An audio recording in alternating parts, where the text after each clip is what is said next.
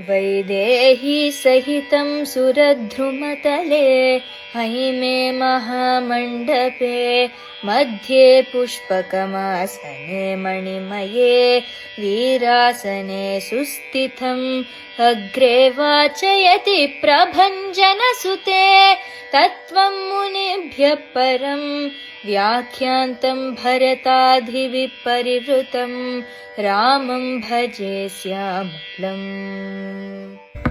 Om Asmadgurubhyo Namaha.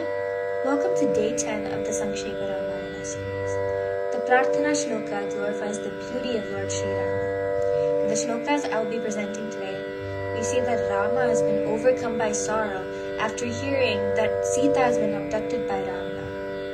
Rama and Lakshmana start a journey to go and look for Sita, and they run into Jatayu, who has already been killed by Ravana in an attempt to save Sita.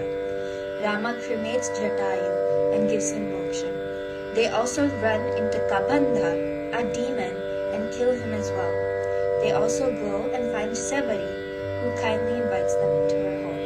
राघवशोकसन्तप्तो विललापाकुलेन्द्रिय ततस्तेनैव शोकेन गृध्वं दग्ध्वा जटायुषम् मार्गमाणो वने सीतां राक्षसं सन्ददर्शः कबन्धं नाम रूपेण विकृतं घोरदर्शनं तं निहत्य महाबाहु ददाह स्वर्गतश्च स चास्य कथयामास सबरीं धर्मचारिणीं श्रमणीं धर्मनिपुणाम् अभिगच्छेति राघव सोऽभ्यगच्छन् महातेज सबरीं शत्रुसूदन.